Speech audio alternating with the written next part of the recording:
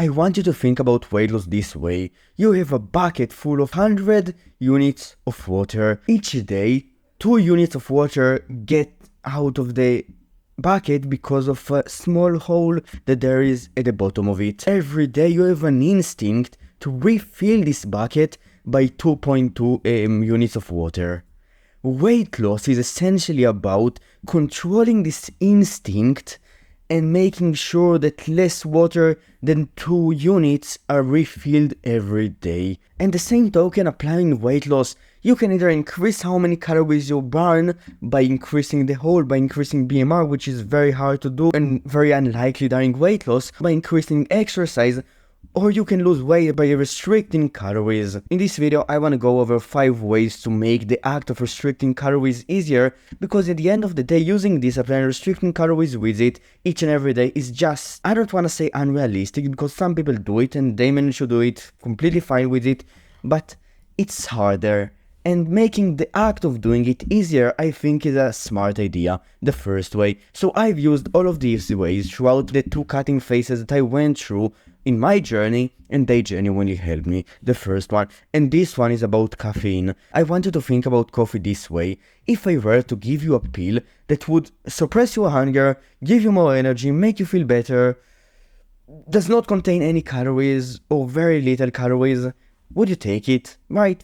Just would you take it? And if I were to tell you that if you would take it for a lot of days, you would get semi-dependent on it, so you will need to take a break from it for a few days or 1 day, and then you will get all of the benefits back. You would probably take it.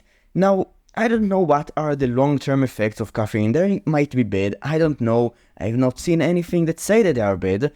But in general, I genuinely think that caffeine is one of these things that really help with weight loss.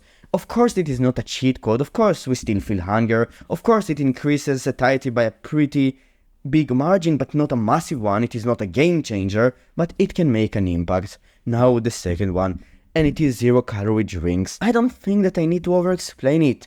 Just 2 scenarios. In the first one, you cannot drink anything sweet that contains no calories, and you have some sugar cravings, some of them, right? You eat fruits, you eat chocolate, right? You mask your cravings these ways, and you still meet your calorie limits. You lose weight, you feel amazing, right? Everything works. On the other side, you can consume 0-calorie drinks, beverages that are sweet with sweeteners, and you still are on the same deficit. In both scenarios, you will lose weight. It's just that in the second scenario, you are way more likely to be more satisfied while losing weight. You might feel better. Now, that's not like that for everyone. I've seen some people who don't really like sweeteners, who fear them giving them cancer, and it is completely fine, valid, right? In terms of the subjective feeling, in terms of cancer, I don't know. In some cases, if you have a hard time losing weight, and one of the reasons to why you have a really hard time losing weight is because you have a lot of sweet cravings, then consuming artificial sweeteners will help you, will definitely help you. And if it is the thing that allows you to lose weight, which much more is, right, then consuming it is better, because being lean is healthier than not. And being lean and consuming artificial sweeteners occasionally is healthier than being fat and not consuming them, right? So this is one tool. Then there is the third one, and this one, I think it is the best one, right? This one, I think it makes the biggest impact on most people on their weight loss journey. And this one is the rule of eating less processed foods and more low-calorie dense foods. Throughout my weight loss journey, I consumed way more of them the first phase, and because of the fact that my body fat was not very low, I managed to lose weight without feeling a lot of hunger and having a fairly good time doing so. And the reason why I managed to do so was both because I became more active. I went from being extremely sedentary to being fairly active, and because I started to eat more low-calorie dense foods, I started to consume more protein in my diet, and this was a massive thing that should really help me. And this was pretty much the biggest lifestyle change that I had made. I didn't really track calories, I had them in mind, but you know, the main thing that I was doing was consuming more low-calorie dense foods, was reaching a calorie deficit each and every day, and this one was one of these things that really helped me and made a massive impact. And now the fourth thing, and to be honest, this one, in my opinion, was one of these things that is not directly like reduced my hunger, but indirectly it made a big impact. There are 2 ways in which it makes an impact, and it is sleep. So before starting to take care of fitness, I did not take care of sleep. And after starting, I started to educate myself about fitness, about how to lose weight, about how to get in shape.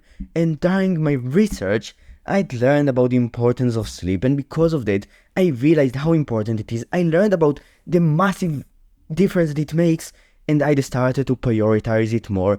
I started to sleep more, and this was a massive game changer. Not in a sense of because of that, this was one of these things that directly caused me to lose weight, because it was not. Sleep did not cause weight loss, it might cause muscle maintenance, that's what the studies suggest, but it does not directly cause weight loss, of course it does not. But on the other side, it causes a decrease in hunger and an increase in energy, and it takes time. So these are the 3 ways in which sleep improves weight loss. So think about it like this. There is a phone and there is a battery inside it. The phone's performance and the degree to which the battery is charged are associated with each other. The more charged it is, the better it works.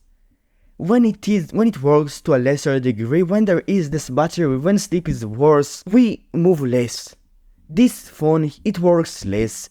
We move less, we eat more. So in some way, by charging it, by sleeping more, you both increase your energy. It takes time, so the phone is not awake during the time of recharging, which means that you don't eat it, you don't consume food, and you feel less hunger when you are more energized. And this is essentially the effect of sleep on weight loss, and it helps, it makes an impact. And now there is the 5th one, and this one is more for realization, something that you need to come to terms with.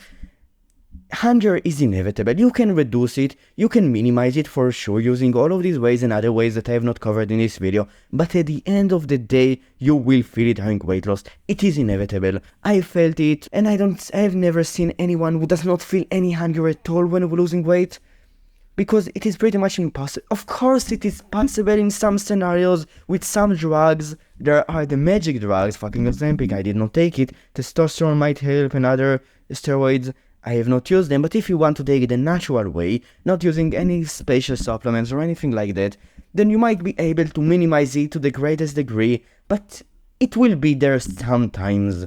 And in those times that you will want to binge on food during midnight, when you will be really hungry and you will just think about food and you will not be able to sleep because of hunger, in those times you will have to resist it, you will have to not eat, you will have to use discipline. These ways are all about reducing the amount of discipline that you use in your day-to-day life, but in those times, discipline will need to be used. You will need to use it, and by using it, you will make a lot more progress, and you will actually make progress, because when not using discipline in those times, these are the times in which you regress the most, in which you binge it, in which, these are not the good times.